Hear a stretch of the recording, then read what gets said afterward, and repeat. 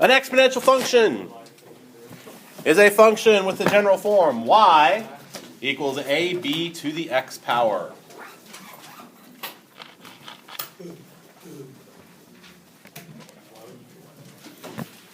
Notice the x is the exponent. Hence the reason why we call this an exponential function, because the variable x will be an exponent this time. In an exponential function, the coefficient cannot equal 0 because what's 0 times anything? 0. 0, so we can't get rid of the function. B must be a positive number, not equal to 1. Because what's 1 to any power? 1. So that's why B cannot equal 1, because we don't change anything. So A can't be 0 because that gets rid of the function entirely, because 0 times anything is 0. B can't be 1 because that leaves it as stagnant. Nothing happens. It's got to be positive. In an exponential function, the base is constant for that particular function.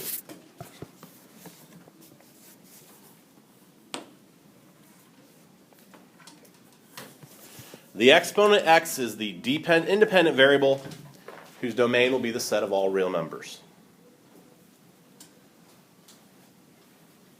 So x can be anything we want it to be.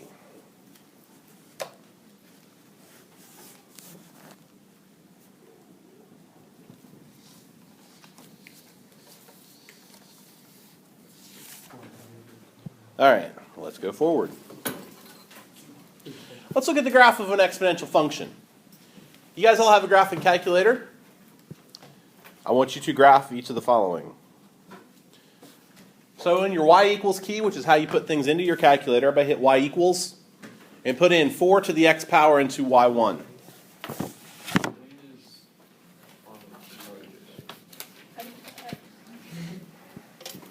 How do you get x? You hit the key right next to alpha that says xt theta. How do you get the y?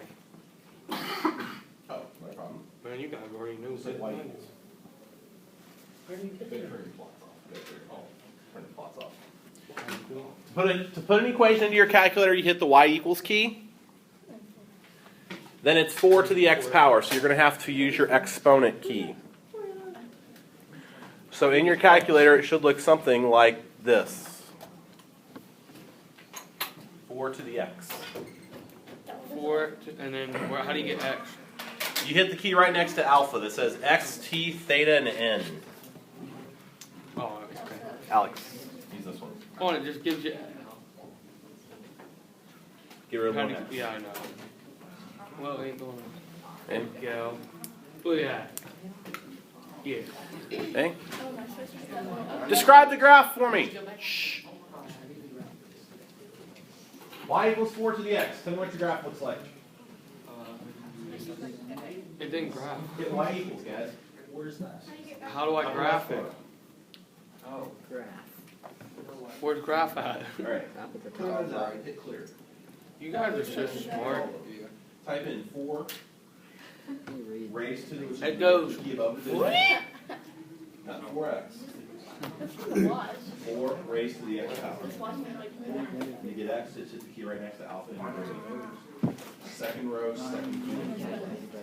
No, Look, Mondo, totally. There you go. Everybody did not get yours up yet. 4 to the x power. I know what it is. He didn't put. No, it's right. No, put graph. It's messed up. Which means Hey, his calculator is stupid. they're only as smart as an operator. That's what I'm saying too. No, it's not. Okay. There you go. Okay. Dude's got if you can charge him with a Hit zoom and then hit 6. Middle key, middle row, top row, middle key, zoom. I don't know, yours are And then broken. put in number 6. I don't know how to use graph. Dude, Put your y equals. Top left hand corner. You gotta put the equation in. 4 to the x power, guys. Okay. Did you guys come up with something that looks a little something like this?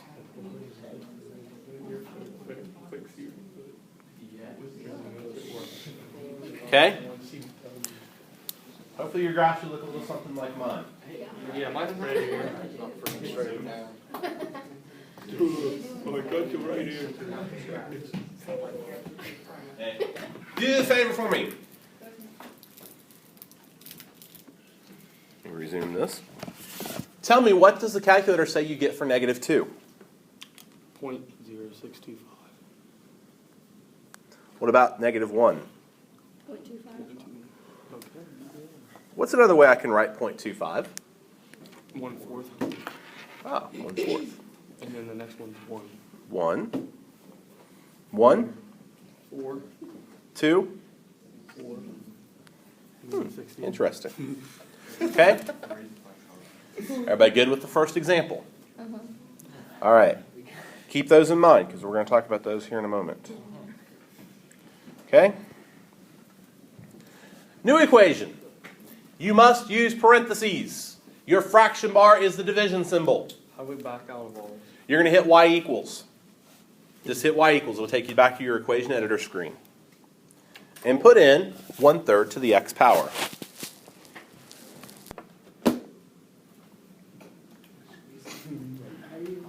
Okay? Let me go back. Fraction button, or division symbol. Okay? As I said, you must use parentheses. This one, not so much, because what's 1 to any power? What's 1 to any power? 1. This one's not going to matter so much. Let me show you. If you guys don't use parentheses, these calculators have built-in order of operations. If you type it in like I showed you in red up here, y equals 1/3 to the x, without using the parentheses keys, your calculator is going to take 3 to the x power and then take 1 divided by that, raise 1 divided by that answer. Numerators of 1 really don't matter because 1 to anything will still be 1. But if that numerator is no longer 1, it makes a huge difference in your answer. So you must use parentheses. Because parentheses, of course, mean do this first. So you're forcing the order. And hopefully, you guys should see a graph that looks a little something like this.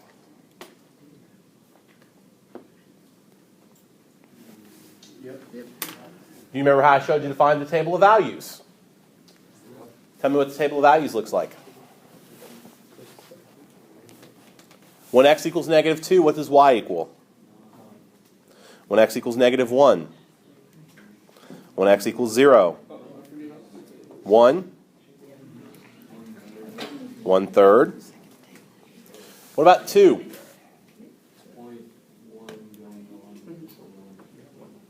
Anybody care to take a venture as to how much, what's the fractional equivalent to repeating 0.1? Logan? 1/9. Good.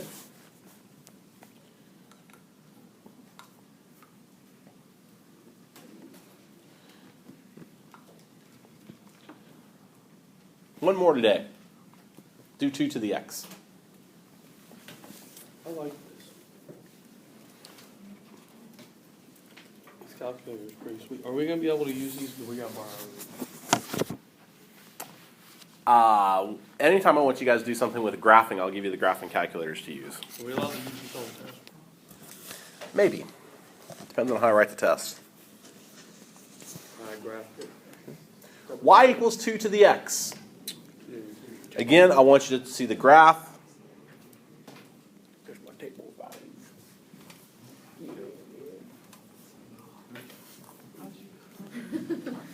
Give me my table of values, guys. Negative 2 is 0.25, so 1/4. Negative 1 is 1/2. And 0 is 1. 1 is 2, and then 4.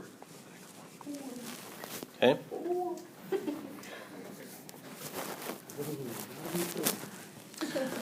I want you guys to see if you can figure out what I'm trying to show you.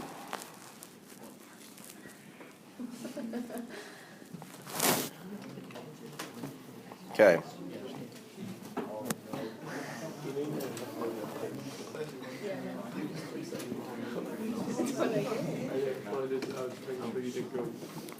Okay. Refresh my memory.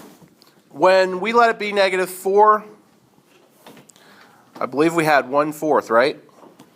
And we had 1, and then we had 4. And our next one that we did was 1/3 to the x. And when it's -1, we had 3, we had 1, we had 1/3. And we just did 2 to the x. And we had 1/2, we had 1, we had 2. Is it just the reciprocal? Miss Marklin? What? Is it reciprocal? For which one? Like one, the positive one, you give the reciprocal and it's just what the negative one is? You got it. Suppose I gave you b to the x. What would -1 be? 1. Cassie, you said? I don't know. Wait, Yeah, you just said it's it. reciprocal? Right, what's the reciprocal of b? 1 over b. 1 over b. When x is 0? 1. When x is 1? B. Perfect. You guys learned exactly what I wanted you to learn with the calculators. 2 over 1. And 2 over 1 is 2. So suppose I gave you, just for fun, 3 over 1 is 2. what about 3/5 to the x? Raise your hand if you can tell me what you're going to get when x equals -1. 5/3. When x equals 0. When x equals 1.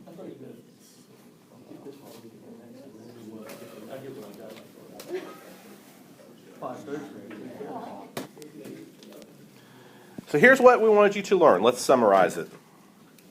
What did you notice about your graphs? You should have noticed that the y-intercept is always 0b. In our case, 0, 1. Make that say 0, 1. Don't write 0b. The y-intercept is 0, 1.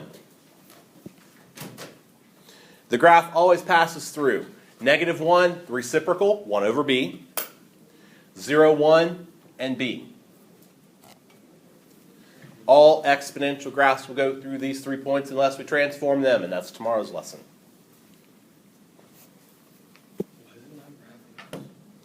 The exponential functions are asymptotic to the x-axis.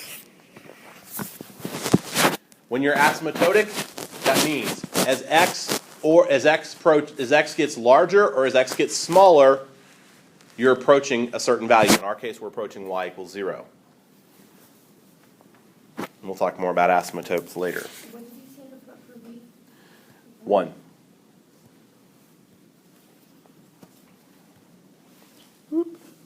Coming back.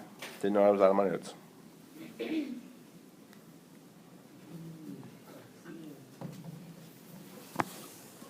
Catch.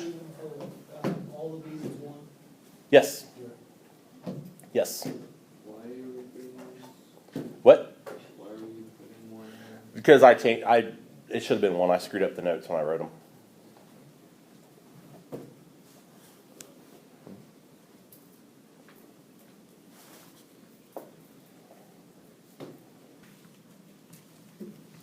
All right, let's go forward. 2 types of exponential behavior. You're going to have to identify which type of behavior you have. The first is exponential growth. And in exponential growth, as the value of x increases, so does the value of y.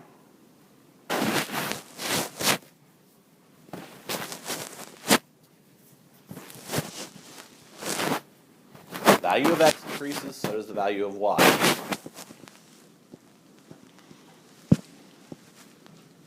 In exponential decay, as the value of x increases, the value of y decreases.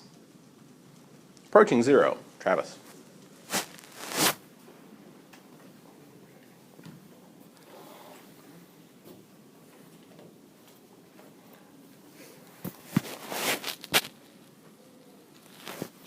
Thinking back to our 3 examples that we did, which of those 3 do you think would exhibit exponential growth?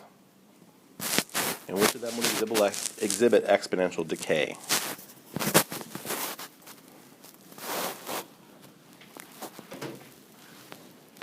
Mr. Timmers.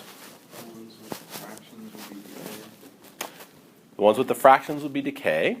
Okay? I like what you're saying, but we got to clarify a couple things. He's saying the ones without the fractions, 2 to the x and 4 to the x would be growth. And the ones with the fraction would be decay. And for our particular 3 examples, he's right. But we need to clarify one thing. And that is, suppose I threw this one on you.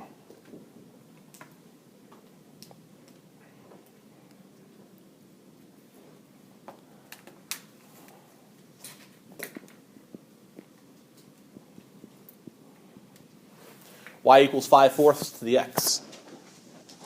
Growth or decay? Why growth? Because 5/4 is greater than 1. Ms. Baker's absolutely correct. Be cautious. Just because it's a fraction does not guarantee it's decay. This actually would be growth.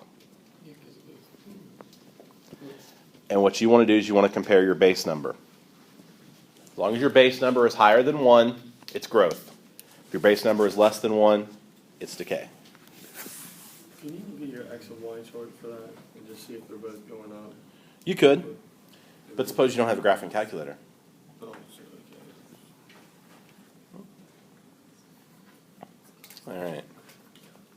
Your base is I can one, go. would that just be a line? Or?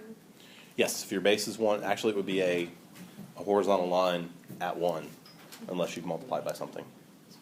Which, remember our first definition of exponential growth, though, or exponential functions, b cannot equal 1.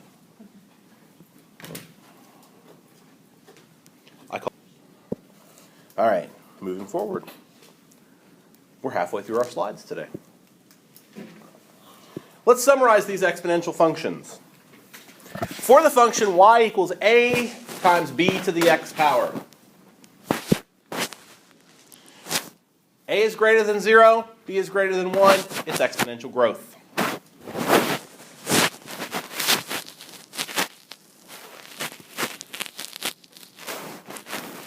If a happens to be less than 0, it just flips it and makes it exponential decay. But you're going to look at the bases. If that base number is greater than 1, it's exponential growth.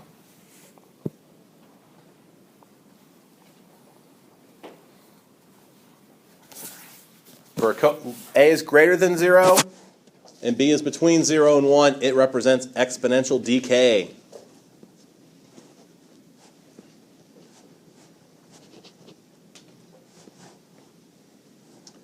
Don't get tripped up by the fractions. Just because you see a fraction doesn't guarantee it's exponential decay. If that fraction is greater than 1, it's still growth.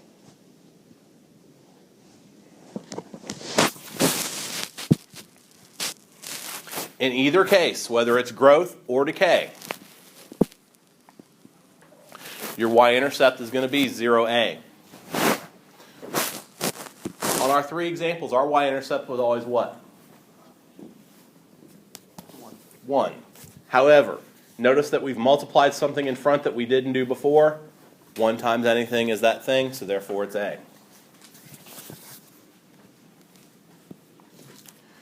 The domain is all real numbers. No restrictions on x. You can put anything you want in. Your asymptote is y equals 0, which means as x either gets larger, going to the right, or as x gets smaller, going to the left, your y values will get closer and closer to 0, but it will never be 0.